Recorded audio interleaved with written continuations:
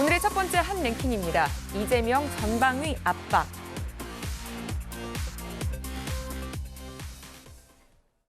성남시의 적법한 행정과 성남FC 임직원들의 정당한 광고 계약을 관계도 없는 데로 서로 엮어서 부정한 행위처럼 만들고 있습니다.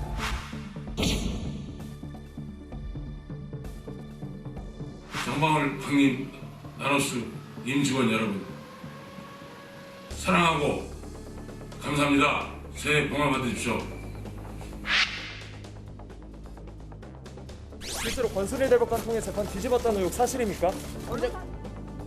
진작에 경기도지사도 그만둬야 하고 비선거권이 없어져야 할 그런 재판을 재판 거래를 통해서 했다면 이것이야말로 크게 처벌을 받아야 될 사법부 붕괴 사건입니다.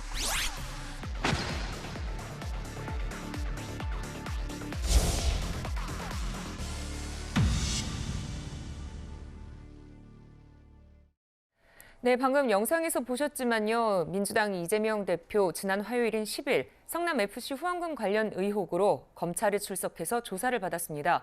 검찰에서는 사옥 인허가 등과 관련한 편의를 봐주는 대가로 기업들이 성남FC에 후원한 거 아니냐 이렇게 보고 있는데요. 이재명 대표는 대가성은 없다라는 입장입니다. 정혁진 변호사님, 그런데 네이버의 또 내부 문서에서 의심스러운 것들이 발견됐다는 소식이 나왔습니다. 네이버가 성남FC에 실질적으로 40억을 지원을 했는데요. 네. 그런데 네이버 회의 자료를 보니까 40억을 한꺼번에 주면 리스크가 있다. 왜냐하면 40억 다 받아놓고 아무것도 안 해주면 네. 네이버 입장에서는 40억만 날릴 꼴이 되지 않겠느냐. 그래가지고 네이버가 머리를 썼어요. 그래서 10억씩 4번에 나누어서 주자. 그렇게 이제 회의 자료가 발견이 됐는데 네. 실질적으로 네이버가 집행한 그 자료를 갖다 보니까 현황을 보니까 2015년에 2번, 2016년에 2번 이렇게 실질적으로 10억씩 4번을 갖다가 줬는데 이러한 것들이 결국은 대가성을 의식하고 돈을 준 것이 아니냐 이런 추정이 가능할 것 같고 네. 더 중요한 건 뭐냐면요.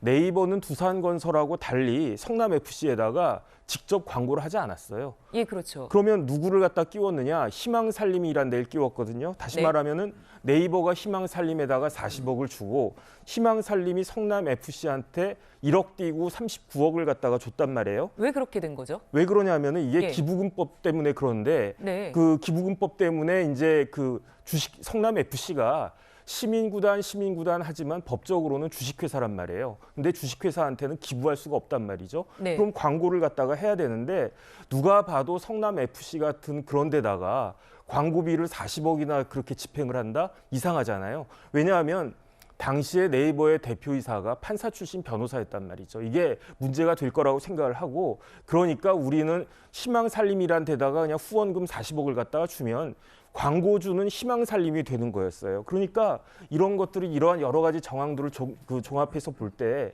부정한 청탁이 있었고 대가 관계가 있었다라고 모든 사람들이 의심할 수밖에 없는 그런 정황인 거죠.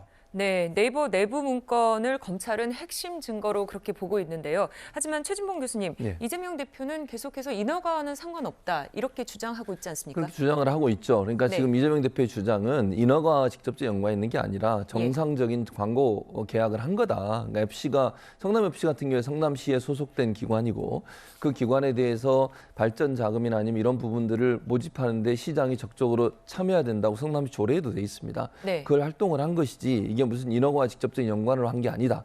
물론 이제 이런 건 있을 수 있다고 저는 개인적으로는 생각해요. 제 개인적인 판단은 예를 들면 어느 기업이나 이런 데 성남시가 기업 유치를 위해서 일정 행정적인 지원을 해주거나 아니면 뭐 토지 사용에 대한 뭐 변경을 해줬을 경우에 거기에 대한 고마움의 표시로 성남시 관련된 기관에 기부를 할 수 있다고 봅니다. 그런 네, 차원에서 기부니까. 예. 기부가 이루어진 것이지 이게 무슨 이 대가를 반드시 해주면 이 대가성에 어떤 행동을 했을 대가성에 지불했다 이렇게 보지 않고 이건 정상적인 광고 영업이다 이렇게 주장을 하고 있습니다.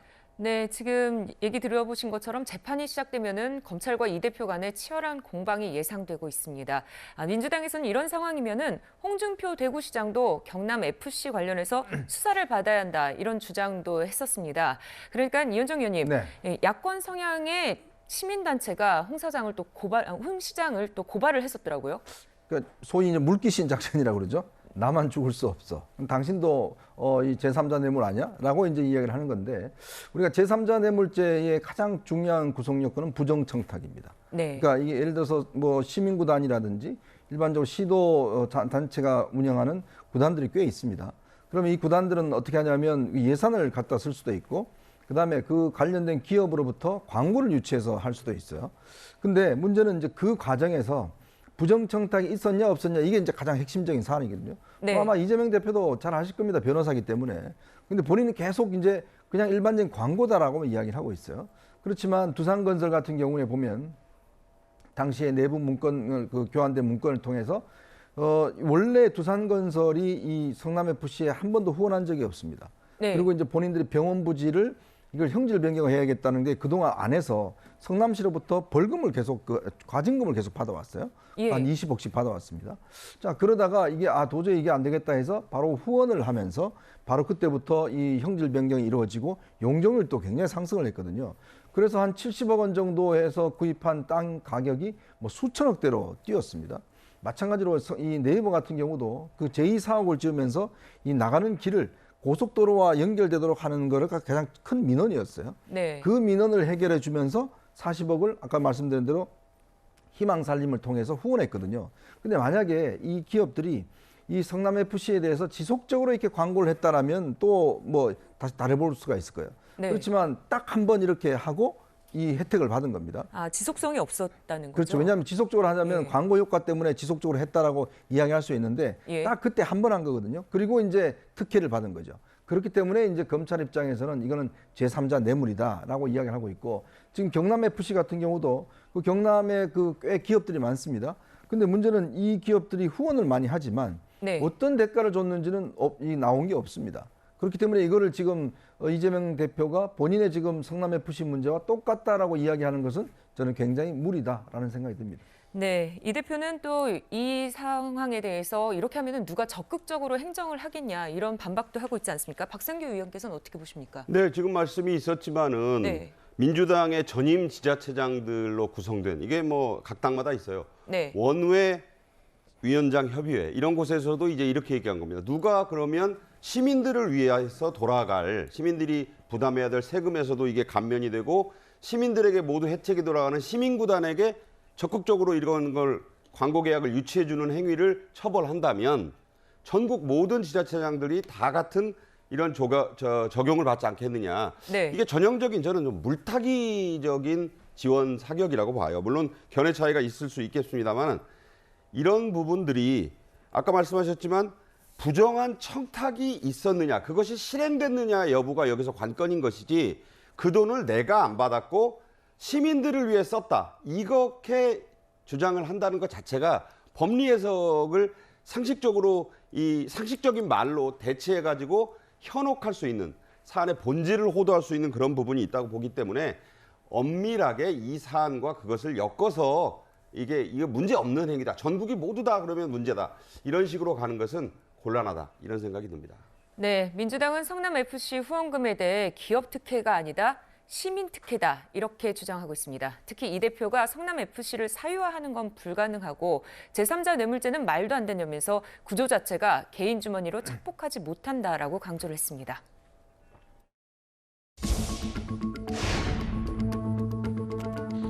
오늘 이 자리는 역사에 기록될 것입니다.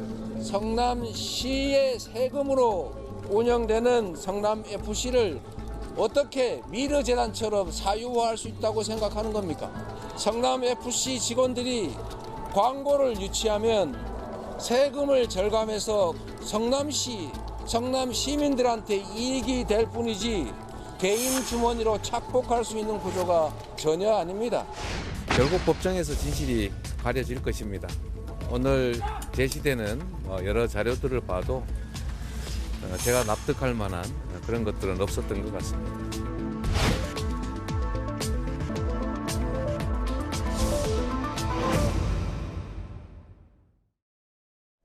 네, 정혁진 변호사님, 이 대표 주장에 대해서 어떻게 보십니까? 성남 FC를요, 성남시가 만든 게 아니에요. 1989년에 성남 1화가 만들어졌을 때 그 성남 1화가 제대로 운영이 안 되니까 2014년에 성남시가 인수를 한 거거든요. 누가? 이재명 시장이. 만약에 이재명 시장이 성남 FC를 인수했는데 이재명 시장 조금 전 말대로 계속 세금만 들어간다면 어떻게 되겠습니까? 내가 뭐 별로 축구에 관심도 없는데 내 세금이 저쪽으로 줄줄 샌다. 이렇게 생각되지 않겠습니까? 네. 이재명 대표가 뭐라고 그랬냐면 조금 전에 본인이 납득될 만한 그러한 자료들을 검찰이 제시하지 못했다라고 그랬는데 이거는 거꾸로예요. 왜냐하면 이재명 대표가 납득되어야 되는 게 아니고 예. 지금 같은 이런 의심스러운 상황에서 이재명 대표가 검찰을 납득시켜야 된다라고 하는 건데 네. 6페이지 띡 해놓고 그냥 당당하게 침묵하고 있었다는 거 아니겠습니까? 무엇보다도 성남시에서 요구하는 문건이 나왔어요. 그런데 뇌물죄는 크게 적극적 뇌물죄가 있고 소극적 뇌물죄가 있단 말이에요. 대부분의 뇌물죄는 어떤 식이냐면은 업자들이 공무원을 찾아와요. 그래가지고 이러이러한 거 좀 해달라, 인허가 해달라. 그러면 얼마를 드리겠다. 이런 식으로 하는데 그런데 성남시 요구 문건 내용을 보면 어떤 식이냐면 적극적으로 공무원이 성남시에서 오히려 두산건설에게 돈 내라. 안 내면 어떻게 된다. 이렇게 협박한 거 아니었겠습니까? 그러니까 똑같은 뇌물죄라고 하더라도 훨씬 더 죄질이 안 좋고요. 그다음에 그 당시 2014년, 2015년도가 어떤 때였냐면 두산건설 입장에서는 그때 그 일산에 건물 하나 잘못 지어가지고 유동성에 굉장히 큰 위기가 나타나가지고 결국은 두산건설이 두산중공업에 편입되기까지 했었단 말이죠. 돈이 많은 회사가 아니었어요. 그런 회사가 어떻게 성남FC 같은 데에다가 55억씩이나 그 광고를 갖다가 합니까? 이거는 말이 안 되는 거고요. 이런 문건이 딱 나타났을 때 이재명 대표는 변호사 아니겠습니까? 본인도 모르게 이거 큰일 났다라고 하는 생각을 갖다가 하지 않을 수 없었다. 저는 그렇게 판단이 됩니다. 네, 기업이 협박으로 느꼈을지는 저희는 미지수고요. 여기에 대해서 최진봉 교수님은 어떻게 보십니까? 지금 말씀하신 그대로예요. 정익진 네. 변호사의 생각인데 그 협박을 했다고 저는 보지 않고요. 네. 그러니까 이런 거잖아요. 지자체 같은 경우에 새로운 기업이나 아니면 새로운 어떤 공장을 유치해서 지자체의 세금도 늘리고 또 고용도 늘리고 또 지자체가 아무튼 자립할 수 있는 여러 가지 여건을 만드는 게 지자체장들이 늘 하는 일들이에요. 그 과정에서 어떤 기업에게 특정한 혜택을 주는 경우도 많이 있습니다. 행정적 지원을 하거나 아니면 세금 혜택을 주거나 네. 아니면 뭐 지방에 있는 지자체 같은 경우에는 땅을 무상으로 몇 년 동안 빌려줘서 사용할 수 있게도 해줍니다. 왜냐하면 그게 들어와야 사람들도 많이 뽑고 그다음에 주변에 있는 상권도 살아나고 이렇기 때문에 그러니까 그 두산에서 지었던 그 땅 같은 경우 20년 동안 병원 부지로 있었는데 아무도 들어오질 않아가지고 거의 그냥 쓰지 못하는 땅처럼 돼 있는 곳을 두산이 들어오도록 열심히 노력해서 들어오게 했고 그래서 그분들이 또 이익을 얻었다고 봐요. 그래서 그중에 일부가 그러면 뭐 그 후원을 해달라고 요청을 했을 수는 뭐 그건 제가 사실관계를 하긴 안 했지만 후원해달라고 요청은 할 수 있지만 후원해달라고 요청한 것이 대가성을 바라고 한 것이냐는 문제는 또 다른 차원의 문제라는 거죠. 왜냐하면 예를 들어서 개인적으로 아는 어떤 다른 외부에 있는 곳에다 돈을 주라고 했거나 개인이 돈을 가져갔다고 하면 그 정말 큰 문제지만 성남시가 운영하고 있는 일화 같은 경우도 그래요. 성남FC를 일하고 운영하고 있었는데요. 네. 그 당시에 시장은 인수하려고 하지 않았어요. 당시 이재명 시장은. 그런데 여야 모든 의원들이 다 하라고 요청을 했고 시민들도 요구를 했고요. 그 당시에 지금의 이제 국민의힘의 전신인 정당의 의원들도 성남에서 인수해야 된다. 이렇게 강력히 주장을 했었고요. 그래서 인수를 하게 된 거예요. 그래서 그걸 어쨌든 인수했으니 성남시에 잘 키워야 되는 상황이 됐고 네. 그런 상황에서 후원금이나 광고비를 유치한 것이기 때문에 개인의 사적인 이익이나 이해관계가 아니라 이건 공익적 차원에서 이루어진 것이라고 지금 주장을 하고 있는 거죠. 네. 판정에서 가려지겠지만 여기서 중요한 거 짧게 한 말씀 드리자면요. 이재명 대표는 6시에 그날 오후 6시에 무조건 나가겠다고 거듭 얘기했는데 아까 얘기한 성남시 요구 문건을 검찰이 제시하니까 그걸 보고 당황했고 실제 그런 얘기가 나왔어요. 또 네, 그렇게 알려졌죠. 이게 네. 몰랐다 나는. 정진상이 그랬다는 거냐 하면서 이 조사 시간이 그날 밤 10시 40분까지 최소한 5시간 가까이 연장이 됐습니다. 자세한 내용이 공개되지 않았지만 그 문제 때문에 본인이 6쪽짜리 서면제 이 진술서만으로 대체하려던 전략에 다소 차질이 빚어졌고 그날 나와가지고 이런 얘기 했잖아요. 지금 저 그림에 나오는 것처럼 기소는 될 것 같다. 그런데 아마 이 검찰이 어떤 증거를 더 갖고 있는지는 모르겠습니다만은 이 검찰이 갖고 있는 것 아까 뭐 네이버도 40억을 10억씩 나눴다 그랬잖아요. 예. 검찰도 증거를 살라미로 차츰 법정에서 공개할 가능성이 크기 때문에 이 부분은 길게 갈 거라고 저는 봅니다. 네, 그렇게 추정이 되고 있는 것이고요. 네, 이 대표 조사를 마친 검찰은 구속영장을 검토 중인 것으로 알려졌습니다. 이재명 대표 이와 관련해서 신년 기자회에서도 이런 얘기를 했습니다. 사법 리스크 관련해서 좀 여쭤볼게요. 검찰 소환이 오면 그때 또 출석해서 응하실 생각이 있는지. 가급적이면 사법 리스크가 아니라 검찰 리스크라고 말씀해 주시기를 부탁드립니다. 잘못한 일이 없기 때문에 조사에 임했지만 검찰의 이러한 요구들은 매우 부당하고 옳지 않은 처사다라는 지적을 다시 한번 드립니다. 네, 그러니까는 이현정 의원님, 네. 본인이 아니라 검찰이 문제다 이렇게 얘기하는 것 같은데 일각에서는 불체포 특권을 시사한 게 아니냐 이런 시각도 있습니다. 그러니까 뭐 모든 사람이 그렇지만 제가 옛날에 사건 기자를 할 때 아침에 이렇게 경찰서 가보면 거기에 이제 붙잡혀온 분들 많은 분들이 이제 고치감에 있는데 다 자기 하나도 잘못한 게 없다고 다들 그래요. 네. 나중에 보면 다 이게 나오거든요. 그러니까 저는 이재명 대표가 지금 검찰 자체를 아예 인정하지 않으려고 하는 이제 저런 자세는 저는 굉장히 문제가 있다고 봅니다. 준사법기관인 검찰을 인정하지 않고 검찰이 하는 건 다 정책이다 자기한테 하는 거는. 근데 그렇다면 지금까지 그럼 구속된 사람들은 왜 구속됐고 기소된 사람들은 왜 기소가 됐겠습니까? 법원이 그러면 영장을 왜 발부를 했겠어요? 어느 정도 근거가 있기 때문에 한 거 아니겠습니까? 더군다나 이재명 대표는 지난 대선 출마를 하면서 정치개혁의 일환으로 불체포 특권, 이 특권 없애겠다. 네, 국회의원들 면책 특권 없애겠다. 그걸 공약으로 제시를 했습니다. 그렇죠. 그럼 그런 아무 어떤 상황의 어떤 자기 문제와 넘어서서 일반적으로 국회의원들이 이런 검찰이나 이런 데 사법기관에서 체포 동의안에 올 때 그걸 거부하겠다는 거거든요. 그러니까 그거를 아예 그런 특혜 자체를 받지 않겠다는 거거든요. 없애겠다. 예. 그렇죠. 그런 약속을 했는데 이제 자기 문제가 되니까 내 문제는 좀 달라라고 이야기를 하는 거 아니겠습니까? 딴 사람은 모르겠는데 나에 대한 수사는 지금 검찰이 부당하게 수하고 있기 때문에 나는 이 체포 동의안 동의할 수 없어. 체포 동의안 나중에 이 가결이 되면 부결이 되면 나는 그 특혜를 받겠어라고 하는 거거든요.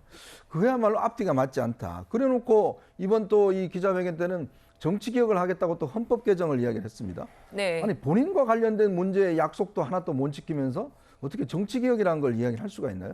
정치 개혁의 핵심은 결국은 국회의원의 특권을 없애는 겁니다. 그 특권 없애는 거에 대해서 본인이 앞장섰다가 진작 자기가 문제가 되니까 이거는 사법 리스크가 아니라 검찰 리스크다. 자, 그렇기 때문에 나는 다르게 적용이 돼야 된다. 나는 검찰이 못 잡아간다. 그리고 지금 이미 이 임시국회가 지금 열려 있지 않습니까? 오는 6월 달까지는 국회에서 체포동의안이 부결이 되면 이재명 대표는 검찰에 나가지 못합니다. 구속이 못 돼요. 그런 것이 이미 다 갖춰져 있습니다. 그러니까 본인은 결국은 이 뒤에 숨겠다는 이야기인데 글쎄 우리 국민들이 보시기에 왜 이렇게 정치인들은 앞에서 이야기하는 거하고 다르지? 라고 아마 많은 의심을 하실 것 같습니다. 네, 앞서 경찰서 경험담을 말씀하신 것에 대해서는 제1야당의 대표에게는 이렇게 적절하지 않은 표현이었다 이렇게 말씀드리고요.